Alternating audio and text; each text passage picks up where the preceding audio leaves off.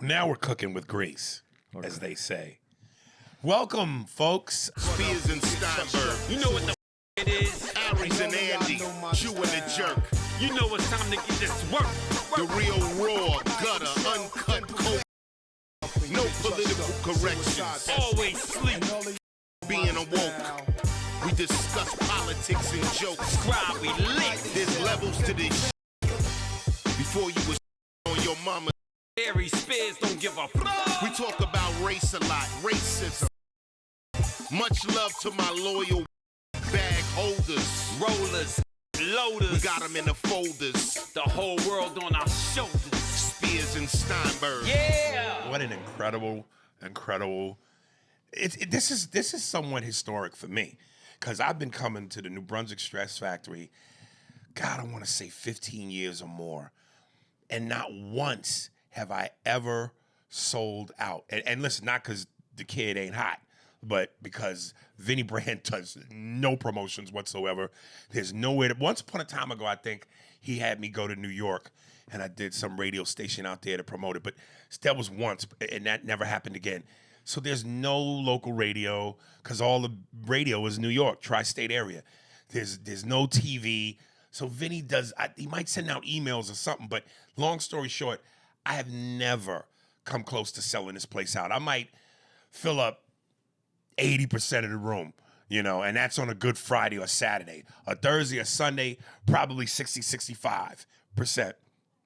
But 9 shows, and if it hadn't been for the weather that me, which I had to cancel the first show Thursday, basically almost 8 sold-out shows. You would have, well, yeah. And I mean, I called Vinny, and to Andy was like, yo, don't give it away, and give him a chance to take the credit. Just ask, like, what's causing the ticket sales? Because we're believing, like, yo, the videos. Again, hats off to Mark. The videos, things are going viral on TikTok constantly, Instagram, Facebook. So I'm like, damn, is it me, or did Vinny all of a sudden do something which would be uncharacteristic for Vinny? And then he admitted, he said, Aries, no, it's you, man. It's all you. You hot as chicken grease right now. But would you call this a homecoming? I don't know. This is where you went to high school. For what, like 6 or 7 hours?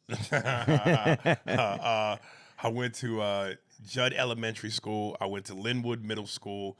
And I went to North Brunswick Township High School. I dropped out in the 9th grade. Yeah, so a couple hours. And got my GED. So yeah, I guess, but man, dude, it was nice. And you know what? I got to tell you this. Everybody always pays to come see you. That's why your name's on there. I'm not delusional. I love when people would come up to me and they go, "Hey man, you guys sold out all these shows," and I was like, I didn't sell one ticket. That's Harry Spears sold those tickets. But my point is this: when I work with you, I know there's comedy fans in the room. They come to see you, but usually they're open to me as well. Mm-hmm. There was a huge difference between my set being okay or good, whatever it was, to when you came on stage. Every single time I said, come on, man, let's make some noise. Give it up for Harry Spears. The room went electric, man. That's why I'm saying I think it was somewhat homecoming too, man. This was like they came. But what I don't get is, for the past 15 years, I've been coming home once a year. Yeah, but now... And it's never been like this. But now you've been in their TikTok feed. They got your bio. They know what you've been up to. I don't know. I think that had a lot to do with it, because I'm telling you, and I don't know if you noticed, but there was when it was... You get a big uproar when I bring you up, because that's who they paid for. They paid to come see you. That's obvious. But there was something different about this weekend. There was a different noise. It was a different way that they were like viewing you, and you did have those. You did have a few rogue people that wanted to say how they were the best friends with someone who was your best friend. It's funny. All these that come up to me and go, or go up to Ivan, and I was like, yeah, we went to school together and blah blah blah. Y'all. All y'all treated me like you all laughed me out of the state. You said I wasn't gonna be because of how up I did in school, and none of you was on my side. So suck my. The only people that were on my side to this day that are my two best friends, Ivan and Ish. The rest of y'all suck my. Oh, big shout out to my man JN. JN's my guy though. Looking like one of the Sons of Anarchy. We were hanging out together a little bit, and I think it made people uncomfortable. The two bearded brothers. So yeah, man. This is my second largest payday ever. Well, congratulations. This might eclipse Ontario. Well, congratulations. You earned it, man. Damn, You did it. goddamn genius! That's awesome. Ontario 10 shows? Or was it 9? It was 10. 9 of them sold out. No, yeah, I think so. Yeah, Yeah, This one's I think 8. this one was 9. 9. All right. Yeah, we got a show tonight, Monday. Yeah, we had to do it Monday. But yeah, we only did the Monday to make up for the cancellation of the first show Thursday. So Yeah, and I know that there's some people that sell out 9, 10 shows. But that Thursday show, they're trying to sell out a Thursday show is like... it sold out 2 of them. That's why it hurt my nuts when I had to cancel that. Yeah, And then I thought I was going to be stuck in Pittsburgh altogether, and I canceled both shows. Dude, I would have died. Oh, it was killing my soul to know that first show was being canceled. which was one of the most painful things in my life, is to have to go up when you're not there. To a disappointing. It felt like I was in. It felt a little Clevelandish. Like, okay, what do you got? Right. I'm staying. Right. And listen, this is Jersey, so the cousin in New York. So you know the kind of bravado these break. It was it was slightly painful. It was like, and I'd like to say that I was ready for the moment, and I wasn't, because, and there's a lot of contributing factors. I'll say I didn't do my best job, without a doubt. Right. But there was contributing factors to it too, because it's not just you not coming and when you're going to come, and then the other people who were going to be on. Vinny stepped up. Vinny jumped on the stage, and Vinny's tours too. He owns the club, but. I didn't know what time he was going to get. It was just. It would have been nice if you would have been here, but obviously there's nothing you can do Listen, about it. I wish I could have pulled a Willis Reed and hobbled into the into the club, like, here he is, dude. Man, I would have loved that, but man, that weather, man, damn it, thunderstorms. Yeah. We got to plan that one time. Oh, Aries is, You know, coming out playing, but we'll just delay it by like 45 minutes. Oh, the owner would never let that happen. That's too long of a delay. But my agent called me and he said, this is why I tell you, on some of these gigs where you've added shows and you're going to make a certain amount of money, you got to fly in early, so you avoid this possibility. Because I hate flying in early. I want to fly in the day of, but I went, no, I get it now. If I would have flew in the day before, I'd have been here. Yeah. So when the storm hit, so what? It's just hard to do when there's no press, though. That's the thing Right. that makes it even, Like, why am I here? Yeah. But the red eye, you got to get the red eye. You got to get the red eye, because at least you're here early in the morning. You don't especially with the the extra show that was added on Thursday, you're going to take that early morning flight. You're not going to be like a little, getting off the plane and then having to immediately go to the shows. You wouldn't rather just fly in the night That before? That don't bother me. Have you seen your ticket sales for next week? I know we're adding a show. Added 2 shows. No, in San Diego? Yeah. We had a show on Saturday. And 5 of them are sold out already. Wait a minute. We got one show Thursday. We are adding a second show on Thursday at 9. Yeah. Really? Yeah. So it's 2 Thursday, 2 Friday, And 3 on Saturday. 3 Saturday. God, how many is that? 7. Quick, nigga. 7. 6. No, it's 7. You're right, 7. 7? God. Do we need damn. to? 5 sold out too. You need to. We need to do the podcast on Friday then. If we have 3 on Saturday. Yeah. Yeah, we're gonna have to do it on Friday. And then, but we also got to go see Naked Gun, Yeah. because we were going to talk about that. Well, maybe we can catch it Thursday when we get in. Maybe we'll go out. What time you get in Thursday? I don't know. I'll be there Wednesday. I'm driving in Wednesday night. Okay, I'll check. I'll check after the podcast. No one wants to hear our itinerary. All right, so the meat and potatoes. We told you Sunday's Best on Netflix. I rewatched it, and what did I write here? Really, really big show. The really big show. Points. Yeah, really, really big show. That's not halfway bad, man. Not for someone who doesn't do impressions. Right. Listen, I know I was wrong, but I know I was wrong. But listen, man, when they showed the clip of the white people in blackface doing Amos and Andy, It's funny. Yeah, he was like, and I wrote, those white men wasn't that far off from the black mockery, because there's niggas that talk like that. And my question is, where's the line between disrespectful mockery and hard truth if what you're disrespecting is true? There's niggas that, hey, Emma, what you gonna do over there? I don't know, Andy. And I show there. What is we trying to eat? There's niggas that talk like that. I think it's when there isn't enough of the opposite representation. Yeah, man. But then you're saying that if there is enough of the opposite representation, then that's okay. I wouldn't say that's okay, but it is okay when there is plenty of representation, because you can, Richard Pryor did the white guy, and then he also did the Italian guy. He did those guys. And Eddie Murphy did the white guy skit when he was like life was like as a white guy. Because there's plenty of representation, so that doesn't represent the totality of white folks. But when don't have, and not only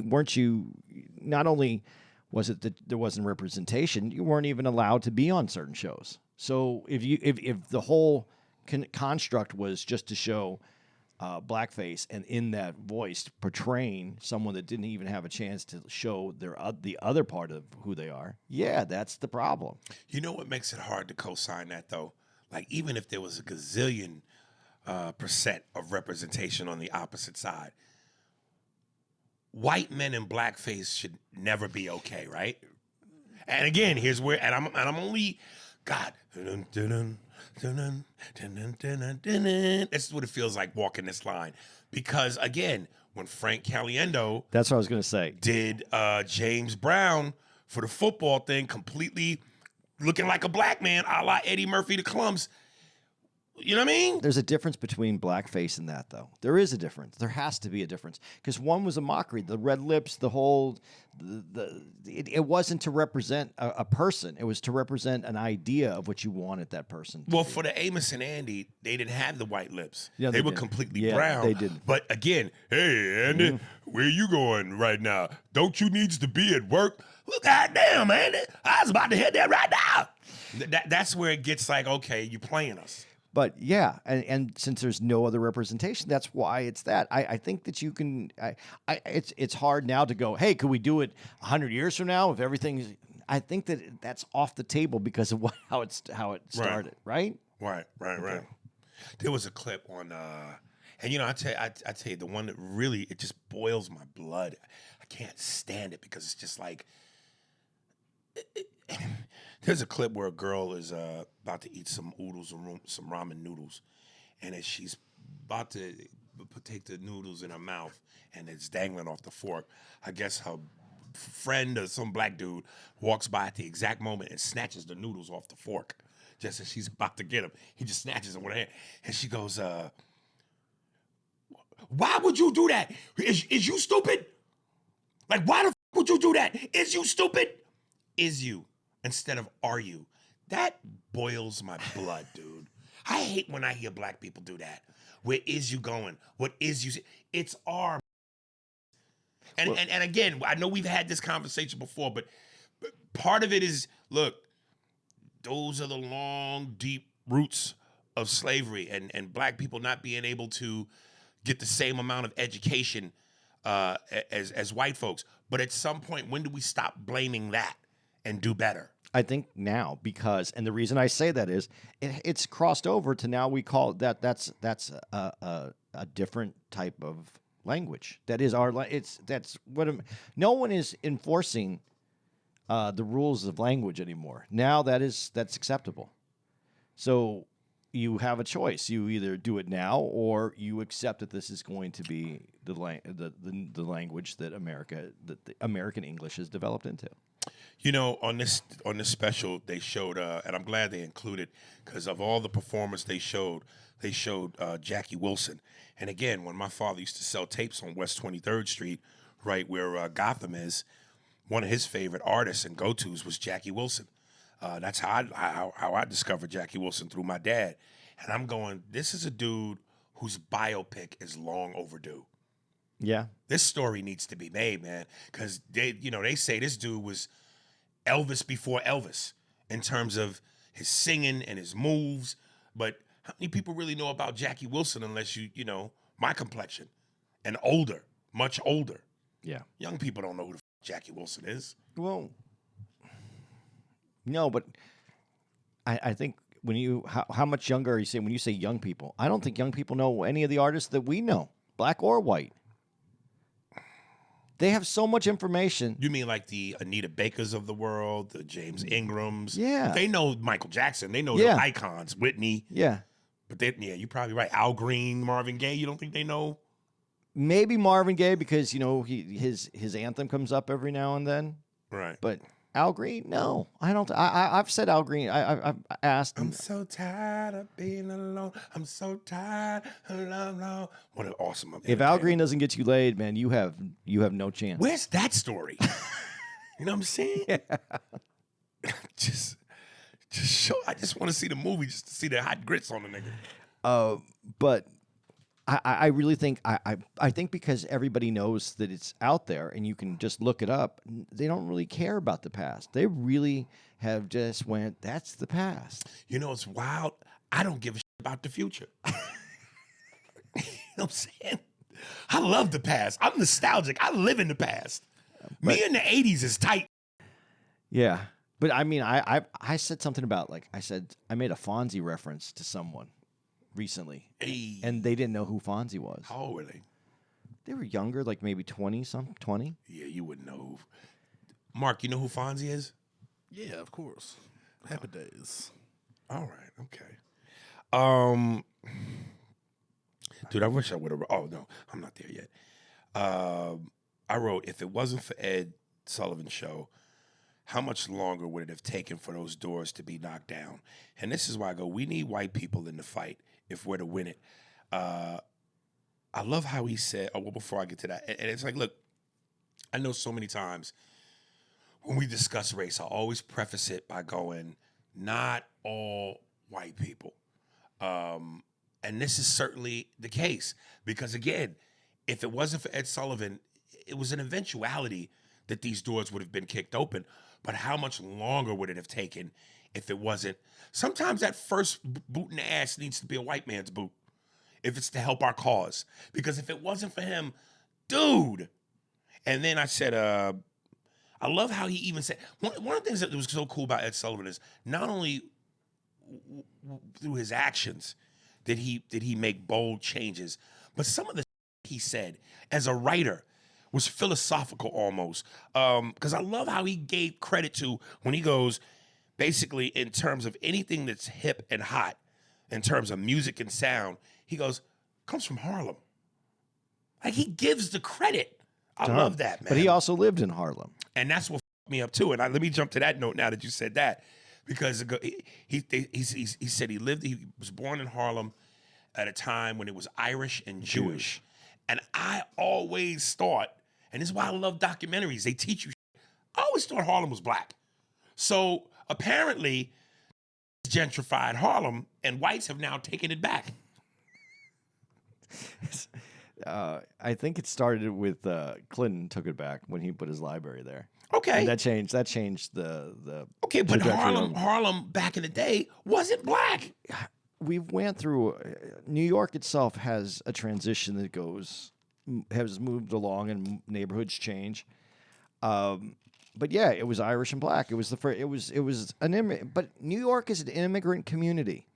And so immigrants would come and they'd set up their little areas because they needed that. This is the thing, you need your food and this is why I personally think, and I'll use me to say it this way, that has been more difficult for black community and culture because it had to develop a culture. It was taken away from a culture. When you said Jewish and Irish immigrants knew what they needed. Like they would be someone who would set up a shop because they need a certain kind of food. Both they wanted things from back home, things to make them feel comfortable.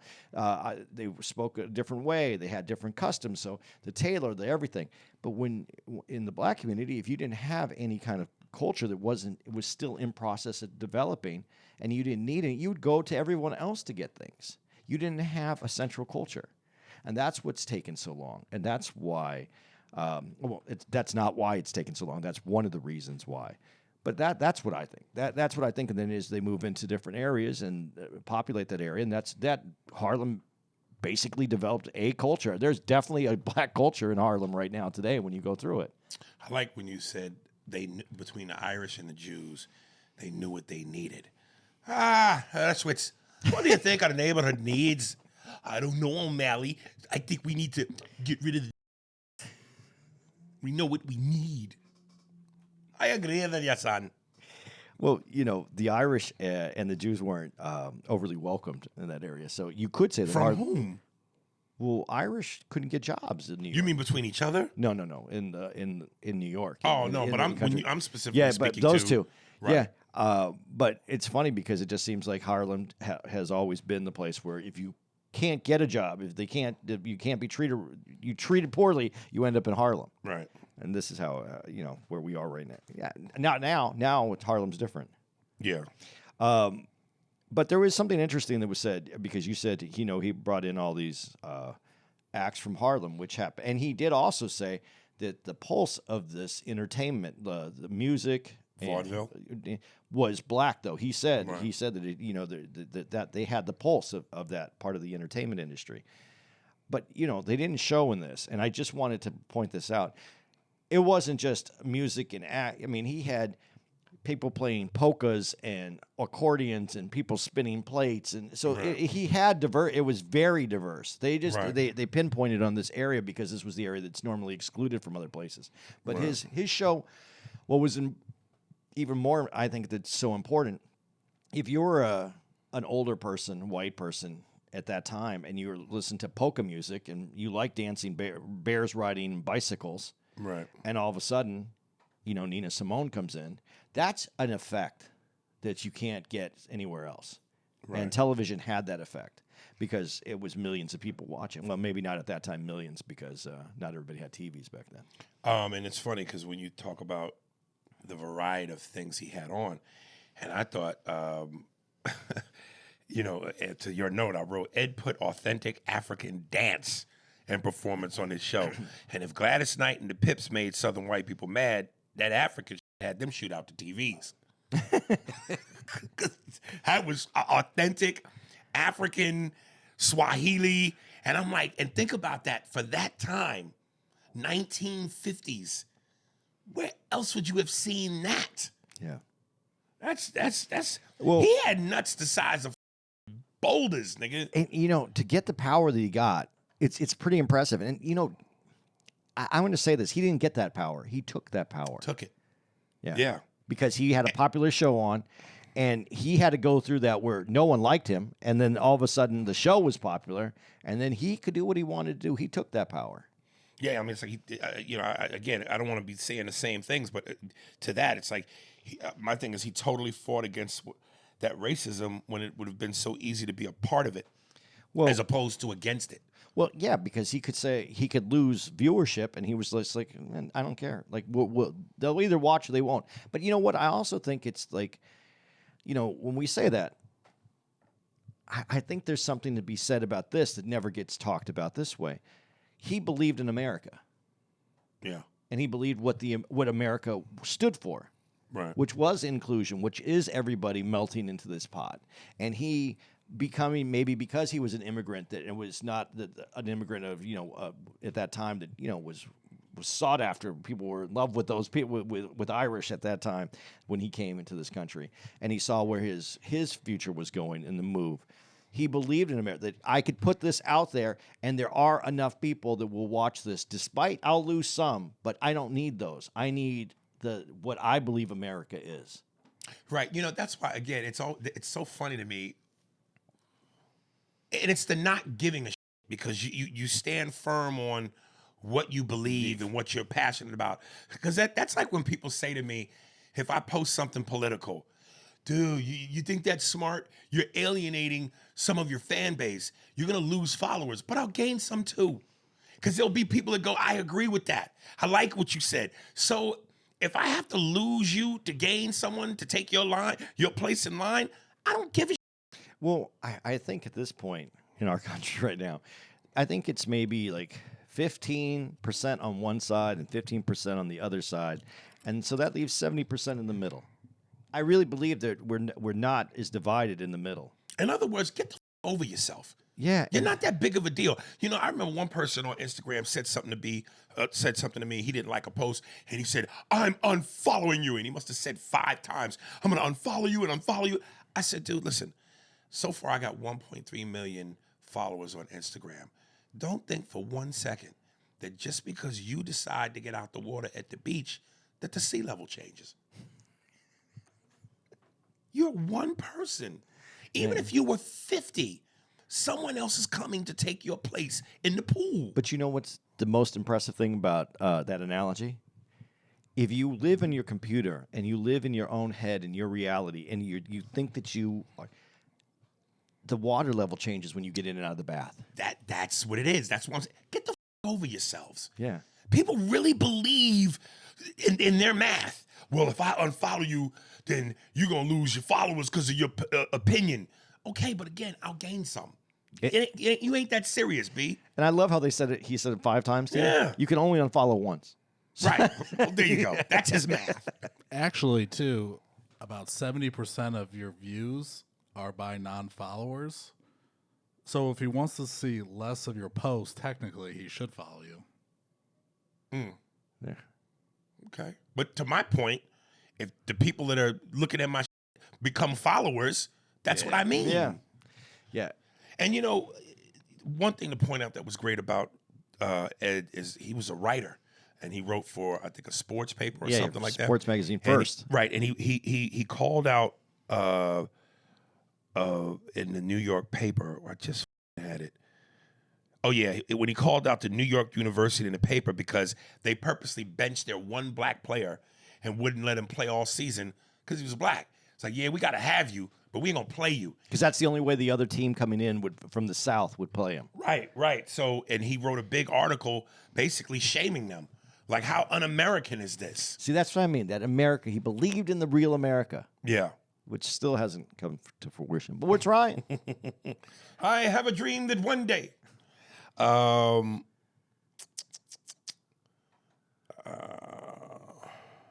You know, it's funny. He at one point on his ascension to becoming who he was, you know, he wrote for a newspaper.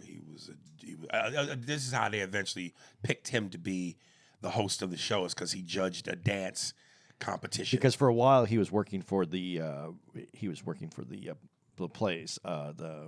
He was writing reviews for the musicals and for the plays that were happening in New York, and then he had that thing that you're talking about. Yeah. So in 1947, that dance style where the man and woman are literally physically flipping over each other and throwing each other around, that was a style that was in the black community, and again was something that white folks have stolen from us and give us no credit. No, not going to let you do that one. What do you mean? It's not. What am I doing? This has been around Europe. It had been around South That America. style of dance? South America, yeah. Every footage I've ever seen, black people in Harlem doing that. Yep. That style, I'll give this to you. You perfected that style. But Harlem perfected that style. But there's been that style in all countries. Show me the footage. Yeah, I'll show you footage of, I think it's Colombian women that have this dance that is very similar to it. We can pull it up. And they dance like that. Back in the They checking the out of this one. them Colombian women are dancing like that because them spicy peppers is trying to shake out their ass. But what is that? What was that style called? That actual style? I don't know. So like swing dancing? Is it swing? They showed that in Malcolm X, Denzel Spike Lee movie, when they was doing that, you know, and they wore them zoot suits. Yeah. It's all, but they've had, like I said, perfection. Yes. Was there styles like that all throughout the world? Yeah. You know why I'm listen. Go, but you can. But look it no. up. This could be my ignorance. But when it comes to dancing, it's hard to believe white folks started some. Because these are a tribe of people that can't dance. I didn't even say white folks. I just said Europeans. Well, there was some style in Europe, but they're not. And I said South America as well. I think that's more of what I'm talking about. But everybody's taken from it and developed it into whatever it is now. But when I say perfected it, yeah, I'll give you that. Yeah, Mark, fact check the shit out of that. Go ahead. It's pretty much just saying its origination is 20s with the black community. I'm trying to see if there's anything. Because, the internet's a little woke. I'm trying to see if there's anything before that. Go look at it. You got to look at South Andy's America. Bullshit claims. Look at South America. What is it called? Swing dance? Is that the official? I don't know what it's called. Is it called swing? Juke and jive. What was juke and jive? If it's juke and jive, them some niggas. We don't know how to do nothing else. We know how to juke and jive, nigga. I thought it was kind of funny, like when they described, because they made fun of him in the beginning, especially when they showed the clip of Johnny Carson, and they said this is the sweater that he wears, which the arms were folded, and this is the stick that holds it up. And I went, when they described Ed Sullivan as stiff and stoic as a host and wanted to get rid of him, the critics panned him. Isn't it amazing how life works? Because it was get rid of him. He's stiff. He's stoic. He's terrible. And he went on to eventually be a television pioneer. An icon. And he would be today if people had if there was a history background. But he stood like there's lots of famous pictures of him like this. Yeah. That was his famous. Yeah. But because he would, what was nice about it? He didn't get in the way of the performance. No. And that's what made it work. Right. And television wasn't big. Like, they were talking about those little screens. So to have someone get out of the way, you could be a little stiff and stoic. Today, I don't think that would work. I don't think that they would allow someone like that on television. Right. Because everything has to be so big. And bold. And there's, So, but at that time, he was the perfect one for it. Right. And because he also had that connection to entertainment. They said, it's like, because he mentioned the vaudeville thing as the origins of like black performers, and he goes, once vaudeville basically died, or they, there was no outlets for black entertainers to do that, they would have been like extinct. So his show gave them like second life. But I love this because he kind of says, I wrote, Ed gave life to all vaudeville black performers when no one else would, but he also acknowledged that without them, and again, he acknowledges things. Without them, TV wouldn't have been as good. When are white people going to learn that they absolutely need us? We are the trailblazers and the leaders to everything that's American culture. Dude, you're the original culture. I say this all the time, but what when did America not realize this? Some of them still trying not to realize. Yeah, but why do you? Again, I'm going to say this because this is like when we were as a comic when we were on stage. That one person with the face on, the whole room's laughing. Right. Who do we notice? The face. Yeah, same thing. We have a whole country that I believe is actually ready for everything that's happening. And there's a few faces, and we're spending all of our time talking about these people. And when we say these people, those are the people who we should mean when we say these, the whole back people, the people that don't want progress, the people that don't want anything, these people. Yeah. Did you find something? Yeah, I couldn't find anything that backs up. I'll find it. Of course he no, will. I'll find it for you. No, it's just it's. Do you have something better than the internet? Andy's going. No, I'm going to go on the internet. Andy's going Christopher Columbus. No, I'm going to go on the internet and I'll find it. No, because there is. I don't know the name. Are you name talking about of like salsa, samba, bachata? We have. Well, if you're going that route, that's still brown people. I said South America. Calm down. Calm down. Your yarmulke's getting hot. Calm down. I just think that my people, those are my people too. I think they should be. If we're going to give credit out, let them know that they did a little tango and a little sauce. You know what? But they'll get the credit if it's truly due. Okay. It's pretty much saying that it was developed in Harlem in the 20s. Yes. So what? I said that's where it was perfected. This style of music, that jive. But you're style. saying But how they get it from South originates from. Yes, we take from all these things, then we pull it in. But when you said when you go to African music, anything that's based with the drum, the beat with the drum, that's African. And that swing music has that. I know, but so that I'm not saying that it wasn't, and I even said it was perfected by. No, but you just said I'm not going to give you that. No, I'm not going to give you. No, because you said all of it. I want you to throw in some Latin people into that. Well, okay. Well, if I throw in Latin people again, still brown people, still theft from white people. It's still theft, nigga. Okay, if you say it that way, I'll let that one go. Okay. But I want some brown people to get some credit for it. Okay. Because when you say the Europeans, we are talking about mayonnaise, nigga. But that's the polka people. And ain't nothing rhythmic about polka. They had to stay on beat. If don't do it, it ain't. They had to stay on beat. There's some singing country. There's some niggas that sing rock. You know what I'm saying? So it's like, yeah, some we vibe with. Polka? Nah, son. Dude, this isn't in there, and I wanted to say this, though, because we were talking about this. Ed Sullivan's a big deal. My dad liked Ed Sullivan. I was a little young for it, but what was still on TV was Lawrence Welk. And that's polka. Lawrence with Welk. the bubbles. Remember the bubbles? Did you ever? You were too young for it. I know the name, Lawrence Welk. Lawrence Welk played all this, like, a lot of string music, a lot of polkas, and he always had this bubble machine that was always going on. They would have people dancing, and these bubbles are flying around. That lasted longer than... He took that from black people, too. The bubbles? No. It's weird how there is these cycles where you have someone like an Ed Sullivan who makes sure that people get on, all people get on those shows. And then there's this like pushback, and then you got Lawrence Welk that stays on forever. Right. So, I don't know. They brought up Bill Bojangles. Yeah. And I always, thank God for documentaries. I always just thought that Bill Bojangles was on some like sellout, some cooning. He was a real respected entertainer for his time. Yeah. I just that name Bojangles, and I just picture a nigga jumping in the air, clicking his heels, shuffling for white folks. But that's not who he was. No, but at that time, what was if you entered the white market, what were you considered a sellout at that time? If you entered the white market? No. I mean, you couldn't get into the white market unless you acted accordingly. So, is that part of what the sellout idea is?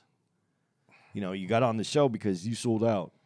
Listen, as long as you get on there and you act accordingly and with some grace and some class, a la Nat King Cole, who was, beautiful for who he was and what he did at that time. And again, when you say sell out, one might say that a Pigmeat Markham or a Step and Fetch It was some sellout, but that's what they had to do because there was no Sidney Poitiers at that time. And then again, there could have been a dozen Sidney Poitiers. They ain't letting a dozen in. So if Sidney was the one that got in, you're the one. You know what I'm saying? Like there's a million Denzels out there. Yeah, but before it opens up so that it can be kind of more mainstreamed, someone is going to be accused of being the sellout. Of course. And even when you have a Nat King Cole or a Sidney Poitier, they're going to be to say you sell it out anyway because hate success. And you know who they're going to hate him? Man, I sold here. What is they saying? Them the type of that would hate on a Nat King Cole. Man, look at that smarty out up there with the perm and the suit. Well spoken. Come on, man. Well, do you think the perm was a sellout, though? Oh, no, the perm was what that was. Well, See, at that time, you got to go put yourself back in that time. But then comes Black is Beautiful, and it's like, yo, you frying your hair to look like a white man, to get his consistency, his texture. See? That's what I'm saying. I mean, but I wonder if all black people, I'm sure there was some black people that got the perm and went, this ain't got nothing to do with trying to emulate a white man. I just think this is cool on me. Right. Well, Prince could do it either way. Prince also wore assless chaps. So Prince didn't, whatever he wanted to do, he did. Listen, if some assless chaps and some heel boots is gonna get me Apollonia and the other chick to show me the on Lake Minnetonka, give me my Prince shit, nigga.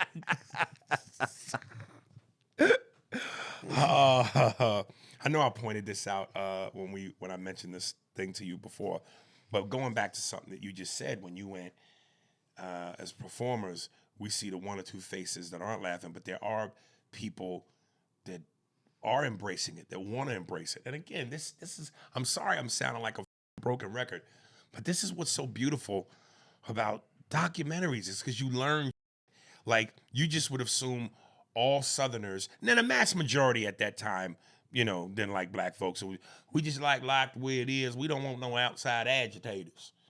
But when they pointed out in this, he goes, yo, there were people from the South that wrote in and said, keep doing what you're doing. And I had in here, because they liked having the open window of being able to see into another culture coming into their living room. Yeah. But you got to remember, in the South, there's more than 3 different groups of white people. But remember, there was the poor whites that were living with the poor blacks. They weren't having that problem. Then there was the elite whites that didn't want any changes in the South. They wanted to keep segregation and that going forward. Segregation today, segregation tomorrow, segregation forever. And then there was the people that saw it as wrong because they saw everyone as people and they weren't getting an opportunity. So there were different stages. I think today we have so much information, but we oversimplify things. There was like, we make it seem like this was the South. That wasn't the South. There was more context to it than that. Yeah. You know, I'm just going, I guess if you're going to stand and die on a hill in terms of your beliefs, that means you go all the way. Because I'm just like, if you're prejudiced and you don't want to eat with, you don't want to bump elbows with black folks, you don't want to share the same spaces, okay. But you that prejudiced that when you're in the privacy of your own home, you can't even look at on a TV? They didn't want that anywhere around them. That is commitment. I would think a little bit of you would go, I can't stand, I won't live there, I won't eat with, I don't want to share the same space with. But let me see what these do. Let me just watch the show. But you're that deep in your conviction? Oh, hell no. Only thing I like black is when the TV's off. Dude, but it's a smaller amount. But there's smaller. There's black people that don't want to talk to me. Black people have been through some shit. They don't want to deal with white folks. We go through this. We don't know the reason. But that's more of a cause and an effect. Yes, than a culture. Yeah, you know what I mean? Yes, I'm not saying it's right. But sometimes the cause and effects creates a culture. Yeah, you goddamn right. So this is where I'm saying, this is why I'm trying to be a little bit more careful about how I generalize things, only because of that. Because I do see, I'm hopeful. You know, I don't want to get too off topic, but when you mention that about something that creates a culture, I want to work. I'm trying to work out a new bit where I basically want to go. Listen, one of the most entertaining things for me to do. Once I see it, I get so addicted. I love these videos on TikTok of cops pulling over black people who end up getting arrested because. And here's the crux of my joke. I'm going. Listen, I know historically there has been tensions between the black community and police. We get the history. I got it. But sometimes, and I know black people, y'all gonna get mad at me for saying this, sometimes it's us. Because when they, and you could see it on the body cams, everything from black people yelling at the cops, attitude, mouth, thinking you know the law. There was one clip I saw where a woman, with a rage, was yelling at the white cop, and he's being as polite as he can be by the book. Get your hands off my car door. You are harassing me, and I'm gonna make sure I get your badge for treason. Bitch, you don't even know what treason is. Treason. And then everything from just being vile, and if the cops go a million times, the cops gotta say, please get out of the car. Please get out of the car. How many times does he have to say it nicely before you realize, and he's even telling you, ma'am, don't roll up the window. You roll up the window because you got an attitude. He's knocking on the window. He's talking to you through the window. If you don't roll the window down, I'm going to break it. I'm going to break it. He's giving you 15 warnings, and you still, and again, and then, of course, here comes the It's because I'm black. It's because I'm black.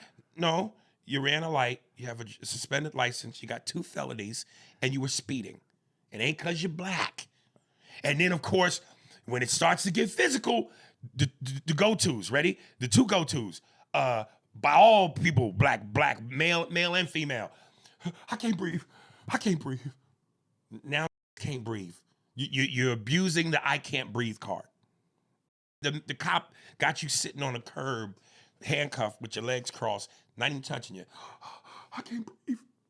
And one of the things I want to do in the joke is when the black dude says I can't breathe and the cop goes, "Sir, you're sitting on the curb handcuffed. I'm not even touching you. I'm pregnant." Because that's what the women would say. Yeah. And it's just like, sometimes it's us. So going back to the Ed Sullivan show, when you go, it creates a culture. So yeah, you're right. There are some black people that are like, man, f them. Not because that's who they really are, but because this has been created through all the ass we've taken. And again, I'm not saying it's right. Cause and effect. Cause and effect, man. But I just saw a video though the other day. I gotta tell you this because it's a white kid, and he was young. He was like 15, I think. And the cop was just white, and he goes, and the kid just starts talking. "What are you gonna do? What are you gonna do to me? What do you tell me?" And I guess the kid went like this to the cop, and then the cop just finally had enough of it and just picked him up and threw him on the ground. He goes, "I'm 15." He goes, "What do you think is going to happen?" But that's what the cop said. He goes, "And what do you think I'm supposed to do when you get in my face and you swipe at me? I'm not supposed to put you on the ground. I'm not supposed to handcuff you." And so, this video thing has kind of gone a little far. I know that you want to be able to assert your rights, but the person on the other side that does have a gun also has rights. Yeah. Yeah. And depending on how many the chamber hold, that's how many rights he got. Well, sometimes you have to look at there's a battle and there's a war. You want to live to fight through the battle. But sometimes we cause the battles and the wars. We all, as people, we all do. We all get into our feelings and we all have it. But white people usually, because if it's usually. I've been pulled over. I think I've only been pulled over. I've been pulled over a lot in my life. I think I've only been pulled over once or twice by a black officer. Yeah. So usually it's a white officer. So I can see where the tension is. That's part of the cause and effect of culture. There's a culture problem. Nigga, there. When I get pulled over, I turn into an English savant. Would you like to see my papers, sir? I have all my documents under. It's the place to win isn't with the cop. Go to court. It's a lot easier. It's a lot easier. If you're really right, go to court and prove that you're right. And then I love how the people getting arrested always go, "I'm going to have your job. I'm going to get you in court. I'm going to sue you. I'm going to take your job." All of your shenanigans are on the camera. Yeah. What you think the judge going to do? Side with you? Yeah. I can't stand stupid man. I'm telling you, man. Take your ticket, go to court. It's great when you win in court because you win. You don't win just with you and the officer. You win in front of a whole group of people when you win. That's what's nice about going to court. Dude, they showed the one clip in this because when they were talking about how people in the South didn't want the black people on the show and keep it lily white.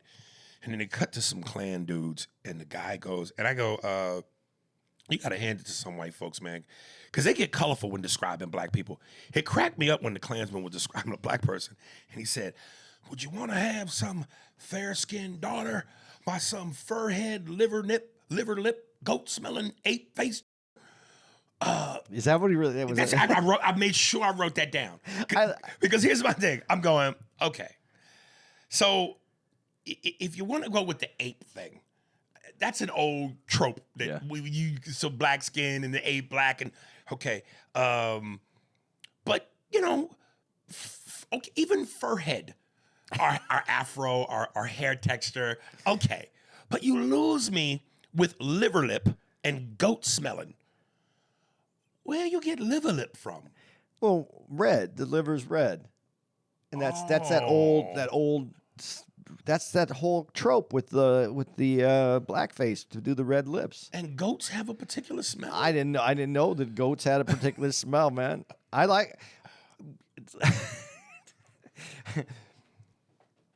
black people do have a different smell. It's called soap. No. Not all black people have a different smell, but a lot of black people who use lotion that has a good smell to it. So I think I'm personally saying this in the way that I mean this. I think black people smell pretty good. Okay. Yeah. Because I was ready to kick you in your throat. No. But I mean, I What like about their natural smell? I like their Andy. smell the same. We're people. But no. But have you? Black people use. I think black people use lotion more regularly than white people. Oh, absolutely. And I don't think white people use lotion at all, except maybe women. White men don't use lotion. Yeah, but You know how many times I've been to the gym and when it's time to get dressed out the shower, white dudes just put their clothes, they dry off and put their clothes straight on. Maybe deodorant and maybe a pat of some cologne, but body powder, lotion. I only lotion up once a day. That's in the morning when I take a shower. Okay, but you lotioned up. Yeah, well, I have elbows. But nobody could see that. Yeah, but I can feel it. Okay. You know, they get bumpy.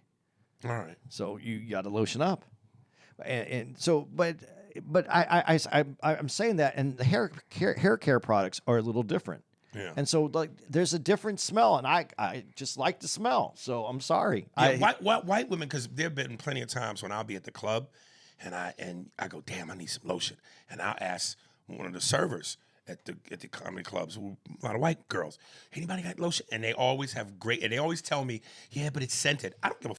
I like smelling good. Yeah. Even if it is a little perfumey. So what? But, so I know white women, because it's a smell thing, they use lotion, but white men don't. No. Mark, when's the last time you lotioned up? It's been a while. Yeah, see what I'm saying? I think we need maybe a new merch idea. What? It's a lotion by Aries. Yeah, lotion. Yeah. But who's buying that? Black people already got lotion. Yeah. It's got to be a lotion for white men by Aries. No, when I started growing my beard, I started putting oil in my beard, and that's a particular scent that I wasn't aware of. And I didn't. When I started putting it in, then I started smelling it. I go, oh, that's like a lot of black dudes who have beards put that, and so these smells. Yeah, I think you guys have good smells. That's all I'm saying. So, but when you hear goat, I never picked up the slight effervescence of goat. But you know what? This is one of the problems. And let me ask you this, if you think this is a problem. We watch these documentaries, and we go back, and we see these people talking. Now, this is 50s, right? Mm-hmm. Do you think some of this information overload that we're having brings us back to the 50s, and it reignites this difference and aggravation between our community, between the black and white communities? What I'm saying is, yeah, you need to know your history, but sometimes I think we forget that this is 75 years ago. That's a long. It isn't me and you that went through this. It's the two generations before us. Right. Do you think that this reignites, or do you think this explains? Oh, definitely explains. But sometimes I think the younger people. But to what you said earlier, the sad part is I don't think anybody's watching this but us. You know what I'm saying? Whereas young people, they're not looking for this. But they don't care about this. But when they hear about things, it's like this cancel thing that they want to do. And I would hope that in the 75 years we have worked past some of this. Now, I'm not saying we're there. I'm saying we worked past some of this. But that's what they were probably saying back in those days in terms of No. There were still lynchings. Come on, we're 75 years past that. No, there was lynchings still then. Yeah. There's a huge and difference. if you take a couple more steps back, we was in chains. Yeah, that's what I'm saying. No, you're not understanding how time works. What year did racism end? It didn't. That's the first thing that we said. All right. See, this is the problem. This is the problem. This is the connection to the problem. And he's 34. 20-year-olds don't have any. Would you have thought it to watch this if we didn't bring it up? I'm still not going to watch it. There you no, go. I'm just kidding. Yeah, I would. I'd watch it. Ed Sullivan was a killer back in the day. I don't believe that for 1 second.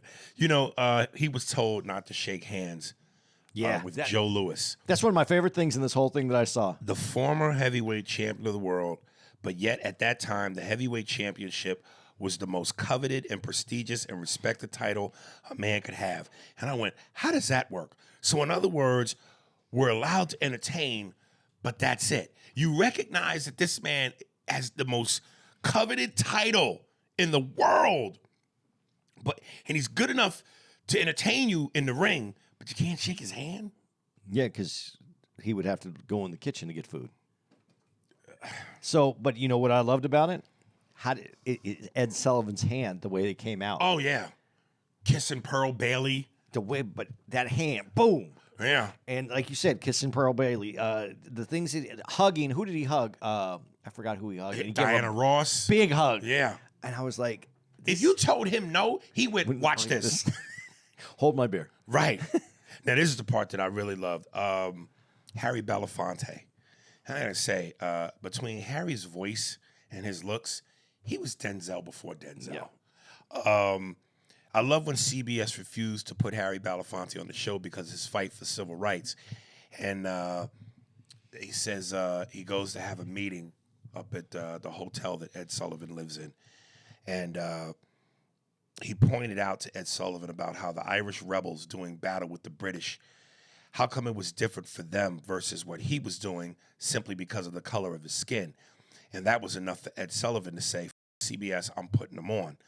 And the line that sealed the deal is when Harry says to Ed Sullivan, this was not about loyalty to the nation. It was about loyalty to the human condition. Wow. Dude, I love, though, when Harry Belafonte didn't think he got on the show, and then they call him. Mm-hmm. And he goes, and gave him his date. Right. And the unfortunate part, and this is why this history is important to know, is Harry Belafonte should have had a much larger effect on music and movies. And he didn't because of his staunch vocal outwardness about civil rights. Yeah. And he is one of the people. Some people made it past, some people made it through. He really did. His career could have been way different than it was if he wanted to play the game, and he didn't. Right. So, and that's why when I said about the sellout thing, what to him, but he also went on the show, but he did it his way, and he was kicked off and banned from other things. I don't know. This is it's not something I had to live through and that I understand 100%. So I can't really speak to it. That's why I guess I asked you this way. But to him, it has to feel to be able to say like Ali, I'll put my career on hold. I'll put my career off. I'm going to be part of the people. What can you do? You're in a completely different place. Yeah. Do you think that had he not had the meeting with Sullivan, that Sullivan would just been like, you know what, I'm putting them on because whatever? Because it seemed like when he brought up the thing about the Irish and the British, and then he sealed the deal with the quote, and again, based on who Ed Sullivan is and how he was, it was like, that's all I need to hear. Yeah. But did he need to hear it? Yeah, I think he did. I think he might have gotten on, but I think that the meeting was important. I think the meeting was important because I think if you're going to do a show like that and you are going against everyone else, because the demands, and I guess it's very important to say then too, the demands of the network were not having him on. Yeah. And for him, you want to have a conversation. You want to know that, if I'm going to lose my job, I want to be in on it. I want to be. I'm not going to set up, be part of what you're setting up a robbery, and I'm not in on it. I want to know. And so he met him, and he was like, no, I'm willing to put my career on the line for this person. And when you go back to saying about how much power Ed Sullivan had, I didn't know that 31 million viewers every Sunday. Yeah. So I guess when and that's a time when there wasn't a million channels in streaming. You only had 3 channels. For advertisers, that's major. So, yeah, he threw his weight around. Well, and the power of the network executives, though, were very strong, though, too. So he wasn't we don't know how much of a battle Ed Sullivan had with people daily to do his show. Yeah. Because, you've been in this industry enough to know There's people behind the scenes that actually run the day-to-day. And that's the people you're battling.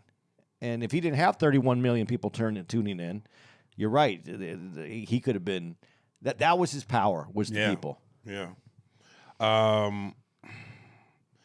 Obviously the two biggest white acts on the show was Elvis and the Beatles, who both at that time was groundbreaking.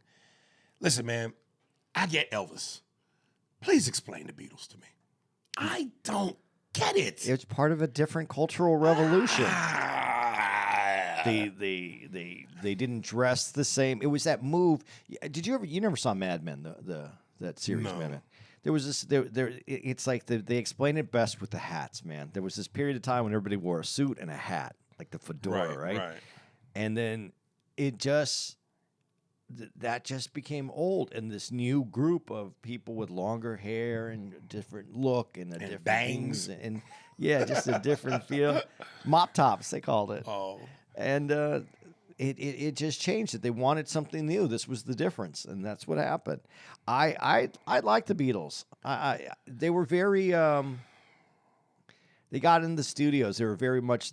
I know they toured, but they were also very much studio musicians, where they were very experimental, and they did a lot of different things that we could do now on a computer. But they did this stuff like with real to make it happen.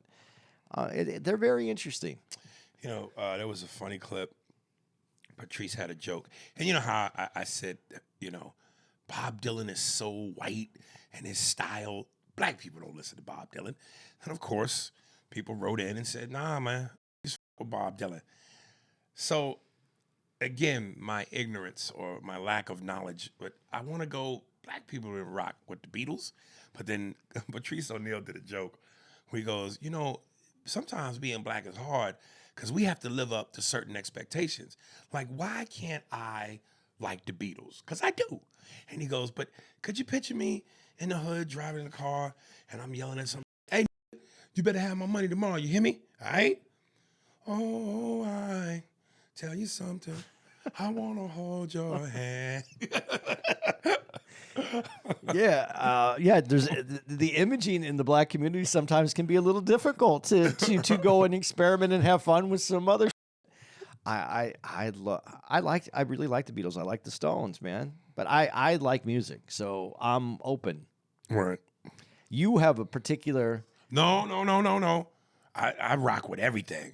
Like I said, Randy Travis is my country guy. But how do you find your your country guy? How do you find Randy Travis? Because there's a lot of you don't. Oh, the sound when I heard him. Sometimes you just listen to the country station for a while until you find someone you like. No. Listen, I got one Randy Travis song in my playlist.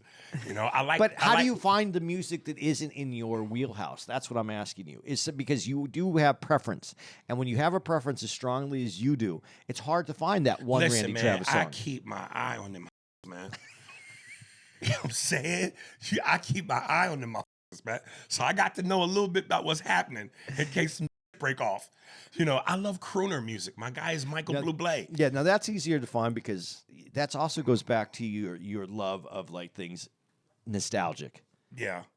I like Stained. I like Nickelback. I like Bon Jovi. I like Nirvana. I like, so yeah, man, But you also grew up with those sounds that you just named. Those were sounds in your. I didn't have to grow up with them, but I embraced them because I was trying to f white girls. So that makes sense. That's how you hunt white women.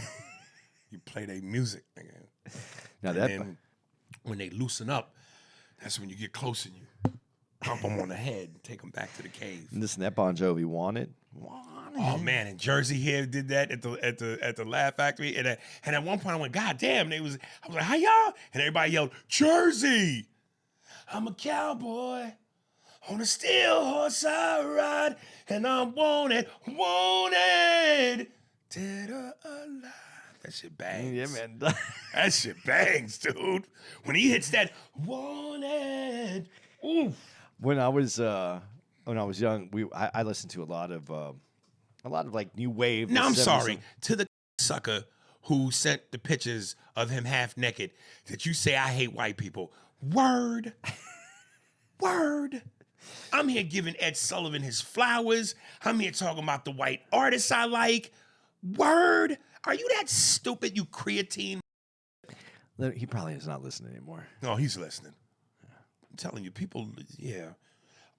You were saying new No. wave? I was just gonna say I listened to a lot, and then that Wanted song came out, and everybody was like, and the people that I knew that I like, Yeah. they were like they didn't like it, and I was like, nah, you guys up. That's a song, dude. That bangs. I like Guns N' Roses. Welcome to the Jungle, Paradise City. What?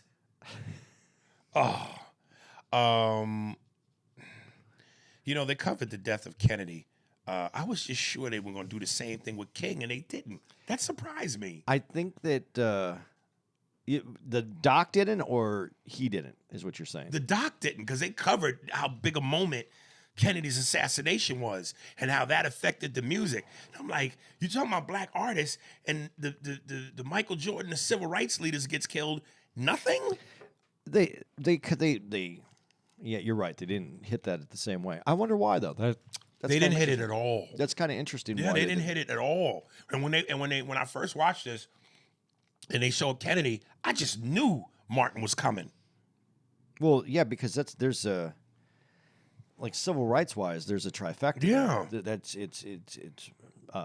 Kennedy, then it's Brother Bobby and Martin Luther King. Yeah. That's the trifecta of that moment in time right there where you're trying to get the civil rights bills passed. Even in death, they won't allow to be with white folks.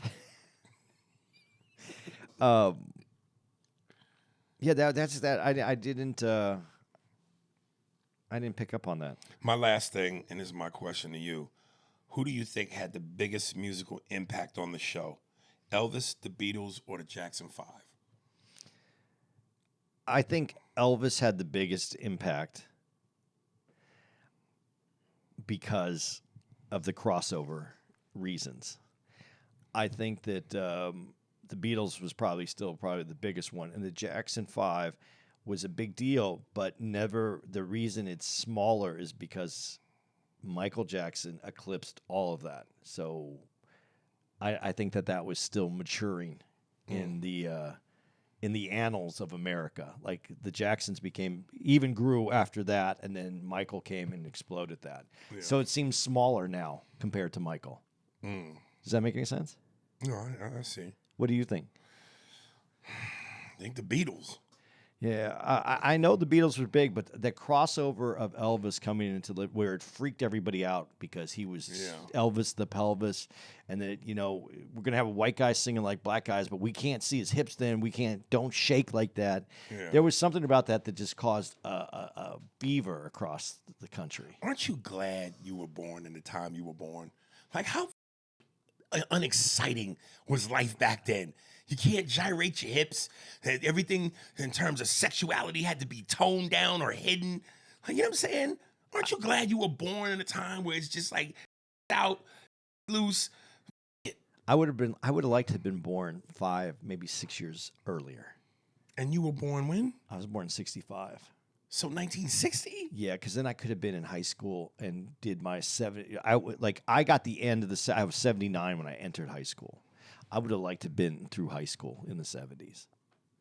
That was just and to be early 80s on my own. In your 20s? Yeah, early 80s. I was out on my own pretty early. Like I was out in 83, but I would have liked to have had a little bit of age, a little bit of wisdom, a little bit. Listen, I know we've mentioned it. I've said it.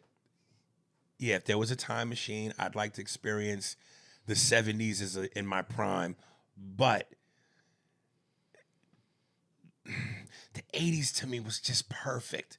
And to be 80s, 90s, early 2000, this was the perfect time. Because when I hear people that go, yeah, I'm born in 1990 something. You missed. You missed, man. You're part of this now. I think, though, the reason I would have liked it a little bit is because I would be coming in after the time of the civil rights. Mm-hmm. The movement was already, the movement had already begun. It was mainstream. It wasn't fringe. It was mainstream. I would have been coming into that Studio 54, the sexual revolution. Oh. I would have gone to New York. Drugs weren't as dangerous. No. Oh. No, yeah, the streets were dangerous. In New York, not the the drugs. dealers were more dangerous than the drugs. Yeah, now the drugs are more dangerous than the dealers. If a named Sammy in a leather coat sold you some, you might get robbed. So I would have liked to have been there at the CBGBs at the time. So I would have. That's the only. But I'm in the window of what I think is the time that I'm happy that I made it. I'm happy that I made it in the time that I did. I just would have liked. The only thing about it is the Vietnam War would have been going on. That would have been a little rougher. Right. Well, as the credits rolled on this thing, and this is where I go, man. Sometimes. Oh, God, sometimes this is why I'm on the seesaw of belief when it comes to spirituality and God. And because I'm going, how freaky is it that they go, when he passed away, it was on a Sunday. Yeah, that was pretty. And I go, yo, there's something here, but I don't know what. That's like when we didn't do it together. I watched a documentary on Muhammad Ali on the plane where I was going somewhere. And they said, when he died, the place in Kentucky that we went to, the museum, the Muhammad Ali Yeah. The Muhammad Ali museum. They said that when he died, there was a certain stone that was outside, and it had a bunch of butterflies floating around it. Come on, dude. So, there's energy, man. There is energy. Who on this documentary, though, do you think is the most underrated? I have a couple underrated on this documentary. Performers? Yeah. Again, Jackie Wilson. Mine was Bo Diddley. Because they pointed out how that boom doodle doom doodle Yeah, that's doom him. doom. He's rock and roll, right? And he built his own guitars. He's more rock and roll than Chuck Berry, or equally, or the Architect, honey, Little Richard. Dude, you don't get. You need. Little Richard was the performance of rock and roll. He was when you said Diddley architect. was the construction. Yeah, he had the He was hard the hat blueprints. on. Yeah, he had the hard hat, and he brought it in. Dude, Bo Diddley, I have Bo Diddley albums. That's something that I listen to more than some of the other albums that I have in my crate. Yeah.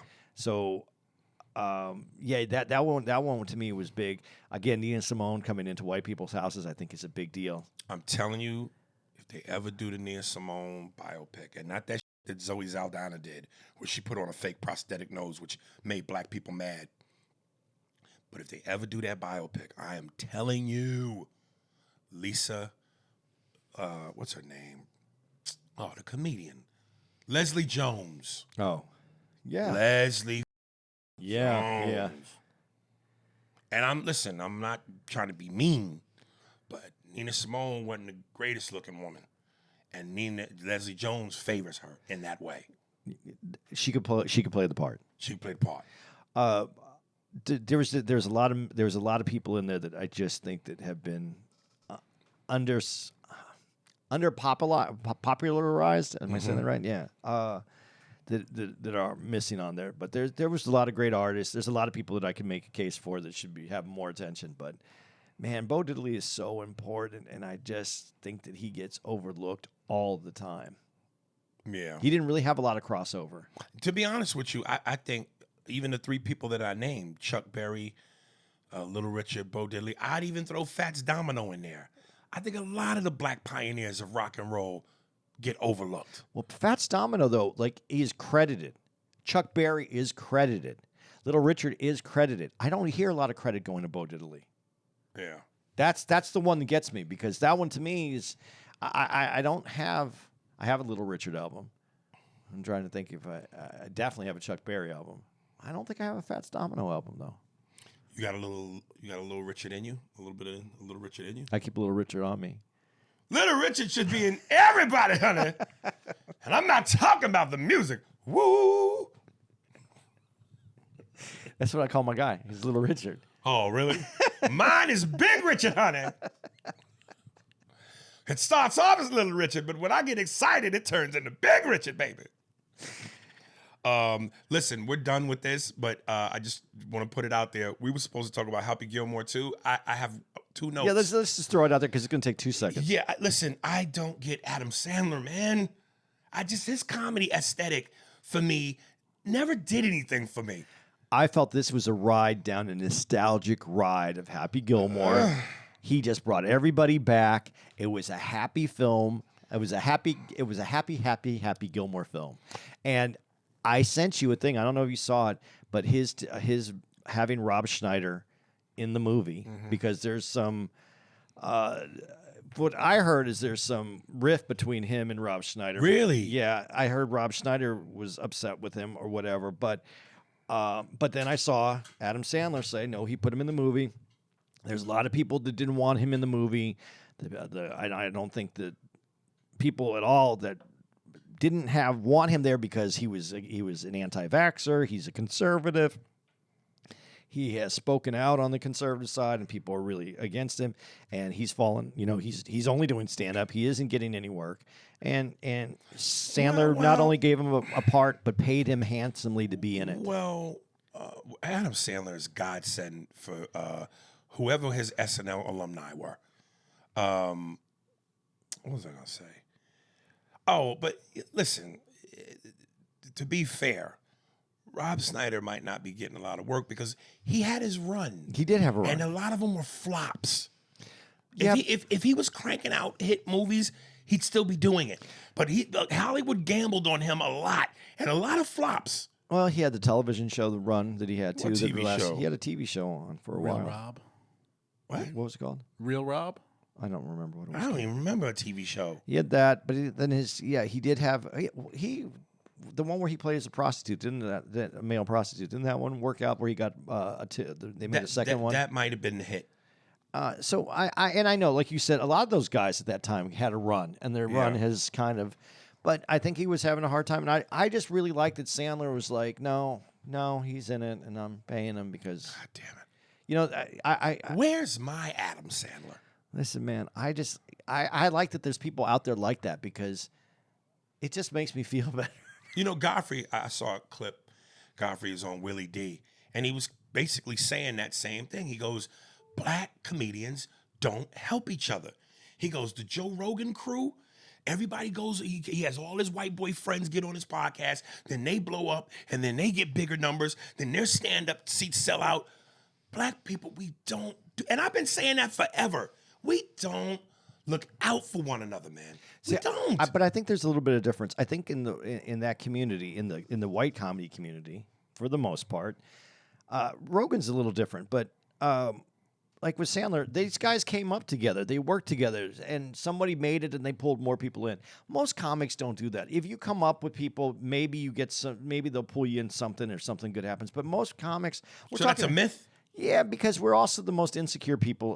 White comics. I'm black comics are overly secure. No, we confident in a month. That's what I'm saying. It's a whole different we don't story. do self-deprecation. Yeah, what is it called? Self-deprecation. Yeah, we don't do White that. comics, you know, we're insecure, and so like, I don't think that we really take care of each other. But there's certain ones, like Adam Sandler, very like secure, happy with him, whatever it is that makes him work the way he does. I think it's fantastic.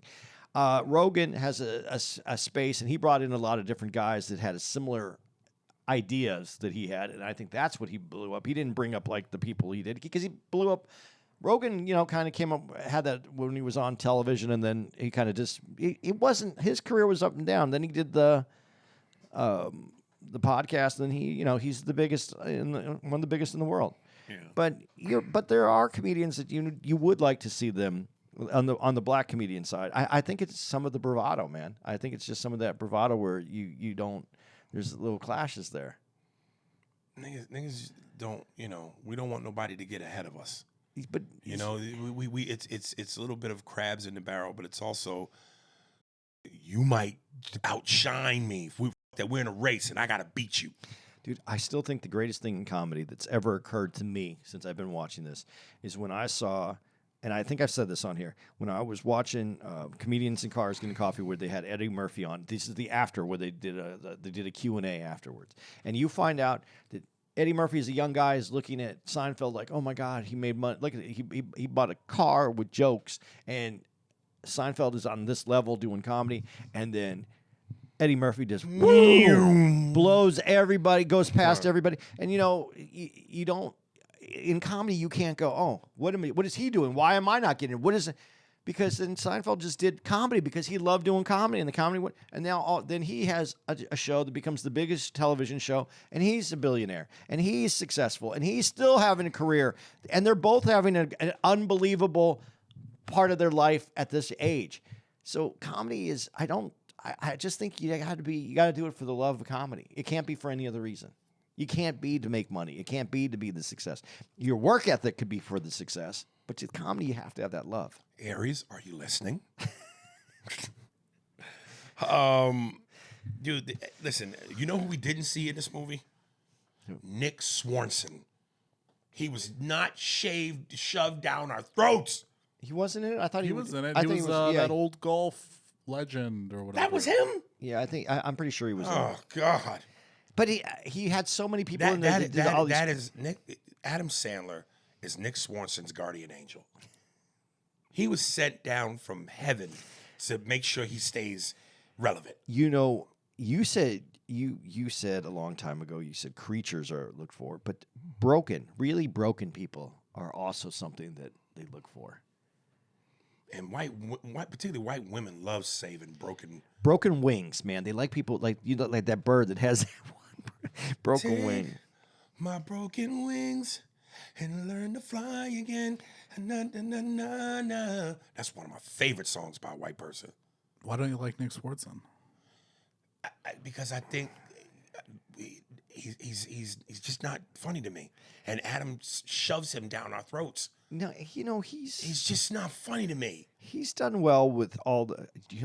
By the way, though, John Daly in that was awesome. By the way, the golfer, the guy with the beard, yeah, guy with the beard that was living in the.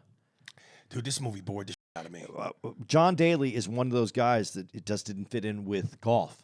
He's a world champion golfer, and he didn't fit in. The only part that was funny to me that actually made me laugh is that scene where the golf cart goes flying off the hill and crashing into the other golf cart. I laugh like that. Other than that, nothing. Dude, I'm trying to find. I just looking through there's just so many people in this. I don't understand. Did you like Post Malone in it? You know, the whole Bad Bunny. Like, come on, man. I don't know. I liked all the golfers that were in it. It was a fun movie. It wasn't supposed to be taken seriously. It wasn't like you should be watching it going, Right. I think they made the wrong decision on this cut here. Right. Did you see it? Dude, Yeah, I thought it was pretty good. Even the first one, and I know the big comedic moment in that was him in the fight with Bob Barker. Nothing's funny. You did like it though? Of course he did. He's 34. No, I mean, I love Those young ass shenanigans. dude, I love Adam Sandler movies. They're like easy to watch. They have a million different goofy characters. Even though it's Adam Sandler always is like, dating the hot wife. He's like always the main character, but all the characters around him that he includes, like I think Rob Schneider's like, I'd watch every movie for like Adam Sandler, and that would always be my best part is whatever Rob Schneider character is playing. That's his line in all of his movies. Yeah, You could do it. but he plays every race. It's hilarious. You don't like it? It does nothing for me, man. Like when he was playing that Hawaiian dude in which one movie? I don't know, 50 First Dates or something. Yeah. I think it is. Yeah. You know what? I just like that he has all his guys in the movie. It's like it's a gang. You get to play with your boys. That's what makes the movie fun. That's why I believe Adam Sandler is successful and still has a good time and has lasted through this because he just wants to do something fun with this. He wants to make it fun. If there was a person in the dictionary that fit the description, down to earth And fun. it's him. And fun. Could go play pickup basketball in New York or any random gym just because he loves basketball. Right. He does what he wants to do because it's fun. He What a doesn't way do to things. live. Why would you want to do something that you don't enjoy? Yeah. So what makes you enjoy it more than having your guys around? Yeah. So I think it's smart. I'm happy for him, and I think it was great. It's probably easier too when you're writing the script when you're like, oh, we'll have so and so play this part, And then you start talking to them, and then you tell them what the idea is. And they're going, "Hey, we could do that." And I'm sure. you can like write the lines with them in your head thinking about it. I don't know. I think it's great. You want me to give out some dates? Yes. We just finished up. Well, we're not finished at the Stress Factory. We're still here on Monday, and we're going to do a show tonight. And then mic drop. August 7th through the 9th. We'll be there. We added some shows. If you tried to get tickets and there wasn't any, try again. There's tickets now. August 15th through the 17th, we're going to be at the Bricktown Comedy Club in OKC. August 22nd through the 24th, we're at Tacoma Comedy Club in Tacoma, Washington. My mouth is dry. I'm sorry. August 28th through the 31st, we're going to be at the Helium Comedy Club in Philadelphia. September 5th through the 6th, we're going to be at the Hartford Funny Bone. September 12th through the 13th, we're at the Kansas City Funny Bone. September 18th through the 20th, we're at Hyenas Comedy Club. First time out there in Albuquerque, New Mexico. September 25th through the 27th, we're back at our friends at the Stress Factory, but in Bridgeport this time. Bridgeport, Connecticut. Yay. October 3rd through the 5th, we're going to be at the Funny Bone in Orlando, Florida. We're back. We haven't been there for a while, man. I can't wait to go back. Nah, I felt like we was just there. Nah, man, it's been a year. Really? Yeah, October 9th through the 11th, we're going to be at Skyline Comedy Club in Appleton, Wisconsin. October 17th through the 18th, we're going to be at the Funny Bone in Tampa, Florida. And October 24th to the 26th, we're going to be at Dos Lagos, Corona, California. I think that. Oh, I'll give out one more. October 30th through November 2nd, we'll be at Cap City Comedy Club in Austin, Texas. So you got some things that you're going to be doing out there? Where, Austin, Texans? Yeah. Are we going early? Are we going to hang out? Yeah, definitely. Okay. Definitely. All right, so there you go. Those are the dates. That's what's happening. Thank you for tuning in. If you try to call in this week, we didn't do it because our phone's broken. No, we didn't do it because it's been a hectic week. And next week's going to be hectic, too, so we're probably not going to do it next week, but we're promising it's coming. I'm going to see. Well, I'm not promising. Because it's Saturday, Thursday, Friday, Saturday. Yeah. And then we still got to go to the movies. Yeah, it's the following week. Yeah. We'll get to it. We're going to figure this out. Just give us time. It's like a new player that's been drafted. You know, he ain't going to play in every game yet. Come off the bench sporadically until eventually he's worked into the lineup. Okay. That's a good analogy. Yeah, it is a good analogy. I was trying to think of a name for this new character that isn't alive yet. Otto. No, that's That's Mark's name. Take these broken wings and learn to fly again. Ha la la la la. All right. out. Yep. Spears and Steinberg. Thanks for listening to the Spears and Steinberg podcast. For more information on where to find us on the internet, visit spearsburgpod.com.